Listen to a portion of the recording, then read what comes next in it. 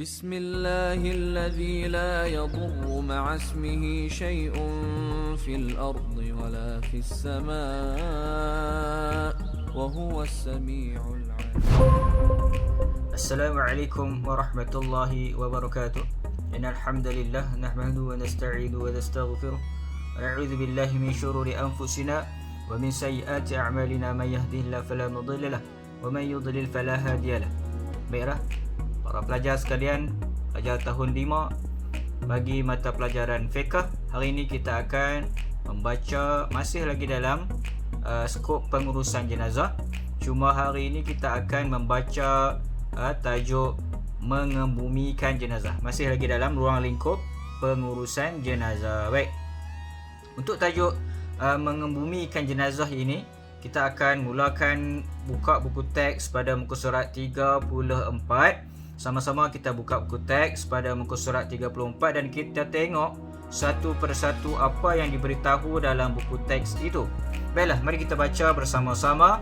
Yang pertama, wajib kita untuk menyegerakan pengebumian jenazah sesudah dimandikan, dikafankan dan disolatkan. Ingat ya, wajib. Di sini bila dikatakan wajib, mana dia sangat-sangat berat tuntutannya untuk kita laksanakannya. Wajib, bukan lagi sunat, bukan lagi harus, tetapi wajib. Bila dikatakan wajib, maka di sini terjatuhlah tuntutan yang sangat berat untuk kita menunaikan pengebumian jenazah ini dengan kadar yang segera. Wajib menyegerakan pengebumian jenazah sesudah dimandikan, dikafankan dan disembahyangkan. Baik. Inilah yang diajarkan oleh Nabi SAW dan juga agama kita. Kan, satu orang bila dia dah meninggal dunia, dia tidak lagi selesa untuk berada di atas muka bumi ini. Dia mahu untuk disegerakan, disegerakan pengurusan jenazahnya, dan dia mahu kembali ke dalam kubur dengan kadar yang segera. Lebih-lebih lagi bagi orang yang beriman kepada Allah Subhanahu Wa Taala, bila dia masuk ke dalam kubur, dia akan mendapat nikmat-nikmat kubur. Maka ini bila kita menyegerakan pengurusan jenazah dia, kita segerakan ke bumi dia ke dalam kubur, maka akan segeralah dia mendapat balasan nikmat tersebut, kan? Dan jenazah ni bila kita dibiarkan berlama-lama tanpa disegerakan pengebumiannya, maka dia akan rasa terseksa dan tidak selesa, kan? Jenazah ni walaupun dia dah meninggal dunia, walaupun rohnya telah dicabut daripada jasadnya, tapi masih lagi dia merasakan kesakitan seperti mana yang diberitakan oleh baginda Nabi SAW. Nabi SAW memberitahu bahawa jenazah masih lagi rasa tidak senang sekiranya dilewat-lewatkan pengebumiannya. Baik, kita melihat kepada kaifiat pengebumian jenazah. Yang pertama, kadar kedalaman lubang kubur ialah kira-kira tidak boleh digali oleh binatang buas, iaitu lebih kurang 1.8 meter kedalaman, ya, daripada atas sampai bawah. Kedalamannya lebih kurang 1.8 meter. Ini bertujuan supaya binatang-binatang tidak mengorek kubur tersebut dan melarikan jenazah ataupun memakan jenazah itu tadi. Ini mengelakkan binatang-binatang seperti apa? Serigala ke, anjing ke, ataupun apa-apa binatang yang memakan daging. Maka ini untuk kita memuliakan jenazah itu tadi dan menyukarkan untuk binatang-binatang membongkar balik semula kubur itu tadi. Baik. Yang kedua, meletakkan jenazah di dalam kubur dengan membaringkan ke atas lambung kanan menghadap kiblat. Apa maksud lambung kanan? Bahagian ni, kan, kita lambung kanan kita ni kita baringkan menghadap ke arah kiblat. Kemudian menimbus semula lubang kubur dengan sempurna, kan? Lepas kita masukkan jenazah, kita dah korek lubang, kita masukkan jenazah dalam keadaan baik, dengan diletakkan dengan di atas lambung kanan, lambung sebelah kanan. Kemudian kita menimbus semula lubang kubur dengan sempurna mungkin, kan?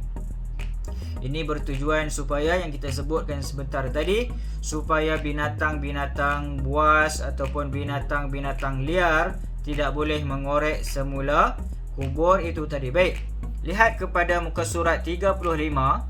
Baca pada yang tahukah anda itu sunnah menziarahi orang sunat, menziarahi orang yang meninggal dunia, mengiringi jenazah ke kubur, membaca Al-Quran, mendoakannya, dan dilarang berbual-bual kosong di hadapan jenazah. Yang bawah tu dia kata amalkan. Menziarahi kematian agar dapat menginsafi diri. Baik, sunat kita menziarahi jenazah atas maksud untuk kita menginsafi diri kita. Bila kita menziarahi kubur, melihat orang yang meninggal dunia, kita akan sedar bahawa kehidupan di dunia ini hanyalah sementara dan kehidupan di akhirat itu adalah kekal abadi selama-lamanya, tiada penghujung. Baik, bila kita sedar akan perkara ini, maka kehidupan kita pun akan menjadi lebih baik, lebih banyak beramal soleh, lebih banyak mengingati kematian, lebih baiklah amalan kita di sisi Allah Subhanahu Wa Taala, sebab kita mengetahui akan hakikat kehidupan dunia yang sementara ini dan kita akan bersungguh-sungguh dalam melakukan kebaikan. Dan setiap gerak-geri kita akan fikirkan apakah kesannya di akhirat kelak.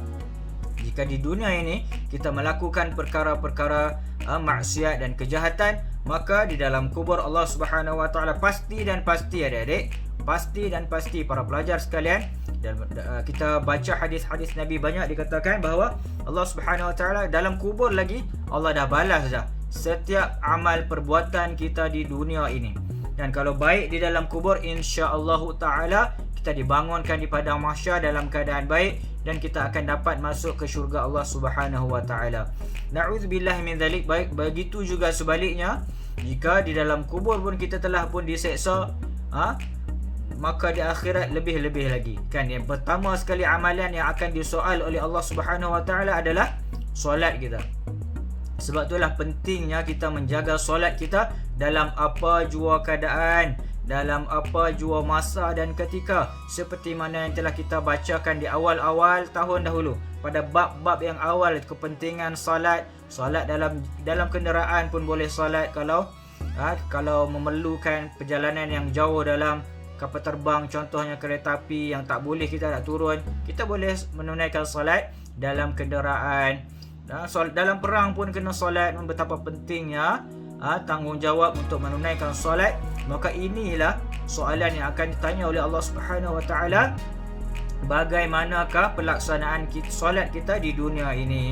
Maka Ustaz mengajak anak pelajar sekalian dan juga diri Ustaz untuk sama-sama memperbaiki amalan kita, terutamanya solat, dan juga kita memahami tentang pengurusan jenazah itu tadi daripada mula awal sehinggalah hari ini, sehinggalah mengebumikan jenazah. Baik, Ustaz harap untuk pelajaran hari ini kamu dapat macam biasa buat nota dalam bentuk peta minda yang cantik untuk memudahkan kamu mengulang kaji pelajaran pada masa akan datang. Dan Ustaz harap kamu boleh melaksanakan juga menyelesaikan tugasan dalam buku aktiviti masing-masing mengenai tajuk pengurusan jenazah ini, daripada awal sehinggalah tajuk pengurusan jenazah ini, sampailah bab akhir ni mengebumikan jenazah. Pada minggu hadapan, pada minggu yang akan datang, insya-Allah Taala kita akan masuk kepada bab puasa pula, kan.